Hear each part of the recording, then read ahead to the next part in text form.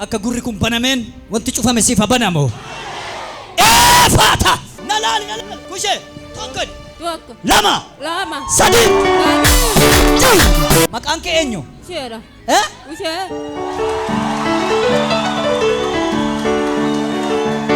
Nama Waaqayyo akkas jetti isheen firoonni kan haasa'anii namoonni ishee beekan kan natti maneette isheen kun moo dhaloota isheetii kaaftee takkaa dubbattee kan hin beennedha.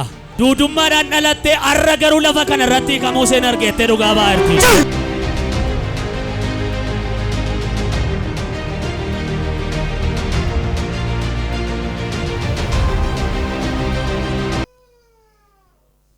dubbattu maaliif yoomi kaastee fidee dhufe ishee maal sedduude Gurra isheetiin nageessu. gurraa waan dhaga'uu diddee fi harkaan attaasofti maal ishee dhukkubnaa fiddere kan gurraati Gurraa fee. eessaa fidde Biyyi ishee ganda biratti.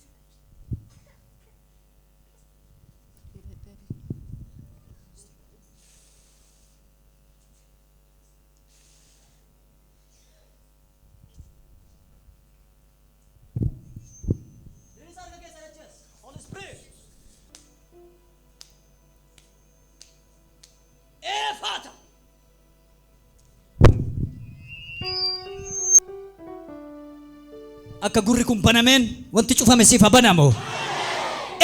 Faata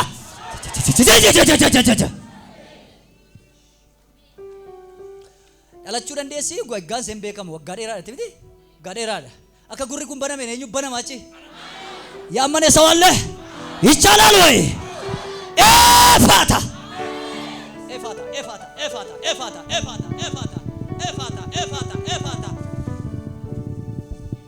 tokko lama sadi umna dhiiga Yesuusin na dhagayi.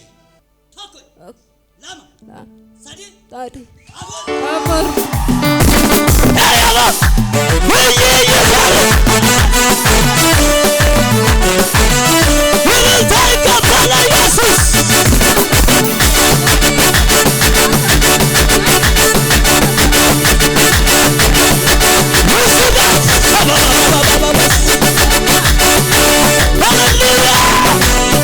ይቻላል ወይ? የቆየው የተዘጋው የቆየው ዛሬ የእናንተ ነገር ይከፈታል። ያይ ነምኒ አማኑ ጅራ ነላል ኩሼ tokko lama sadi era ይገባል እልልታ ይገባል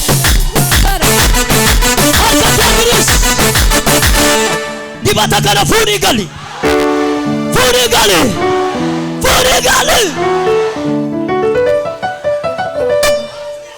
Waaqayyo galata qaba ililcha Waaqayyoodhaaf.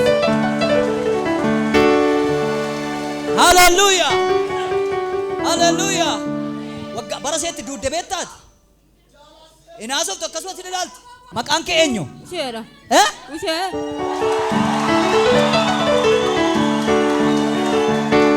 harka wal qabdi akka jedhitti raaj balballi cufamee ture jedhameet bara dheeraa amma irratti hojjettee barattee deemtee sii banamuu kan dide የመጨረሻ ዕዳኔ ዛሬ ይከፈታል በለው እስቲ ሃሌሉያ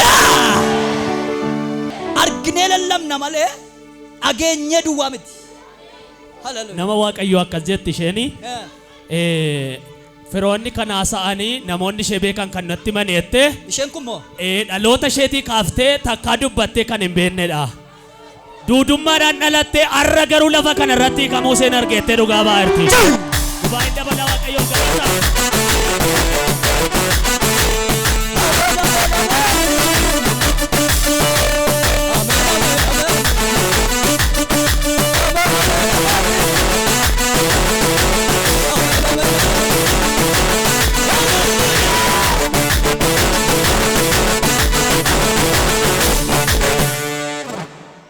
gurri sun achi baname kan keemmoo si galtee waan banamu jira.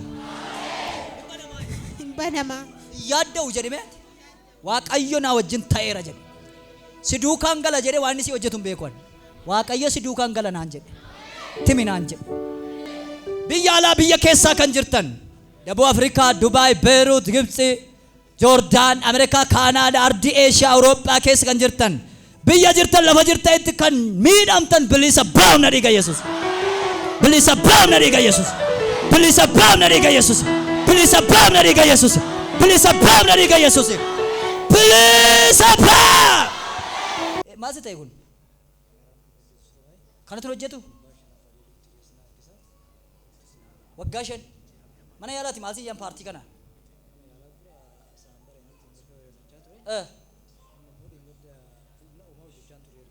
Eeshe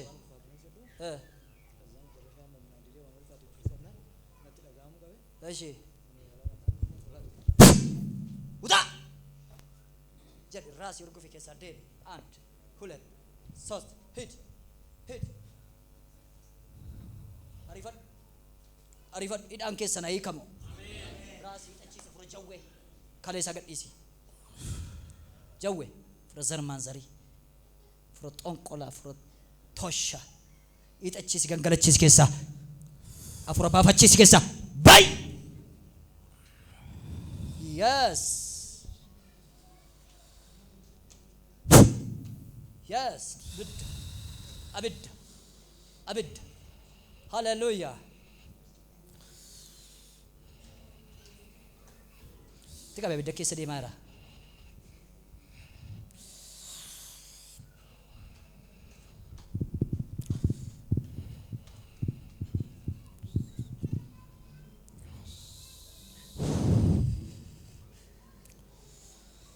daameejii ta'eera kaleessa agar tokkoon kun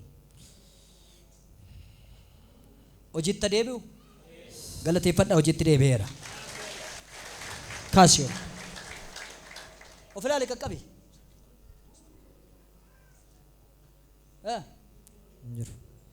dhaqi galataan deebi'i galateeffadhaaf Yesuus haleluuyaa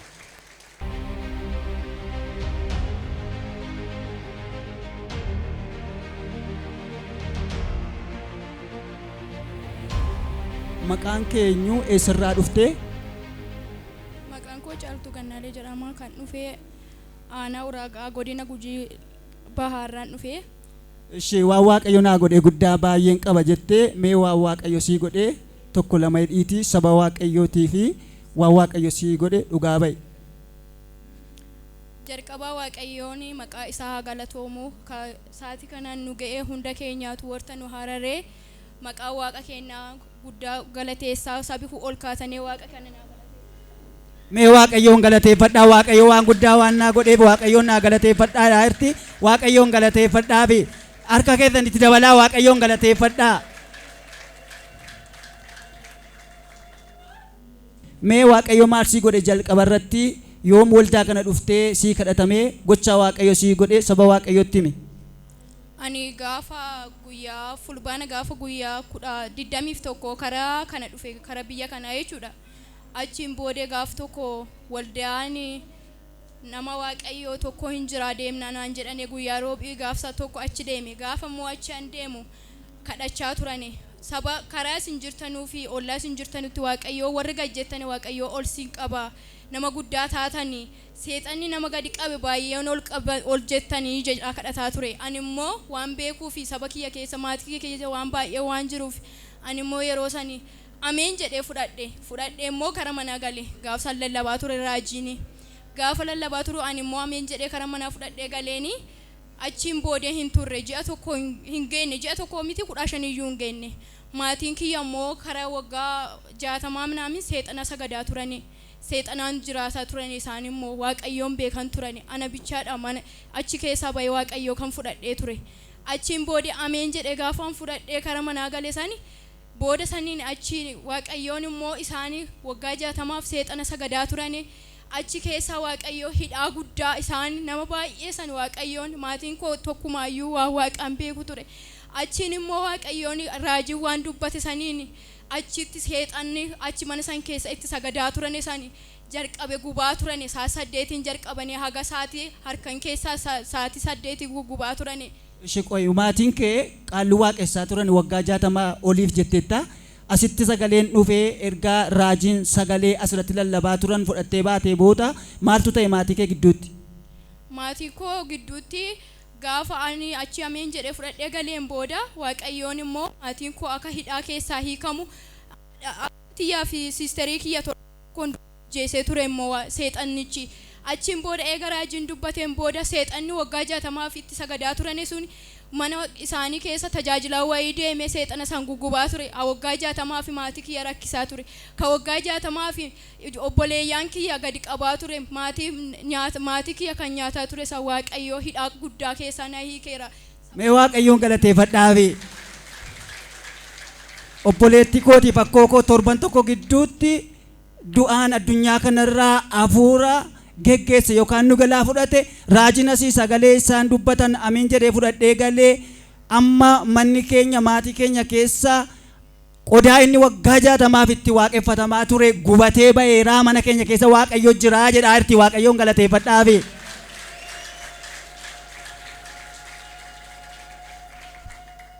Mee dhugabaatiin kee inni lammaffaan immoo maal?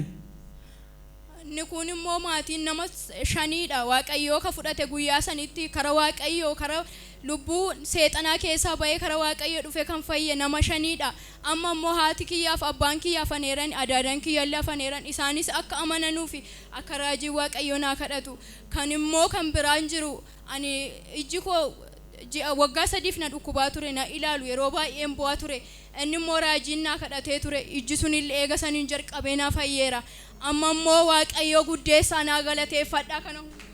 Mee waaqayyoon galateeffadhaa fi iji koo waggaa 3 kan na argaan turre guyyaadhuma sana raajiin naa kadhatanii iji koo naa banamee amma lafa naa argaa jira dur bakka irra deemee aduullee arguu mabiraatiillee yookaan ibsaallee ilaaluu hin danda'u amma garuu ergi isaan naa kadhatanii iji koo nagaatti naa deebi'eera jettee waaqayyoon galateeffadhaa irra deebi'aati.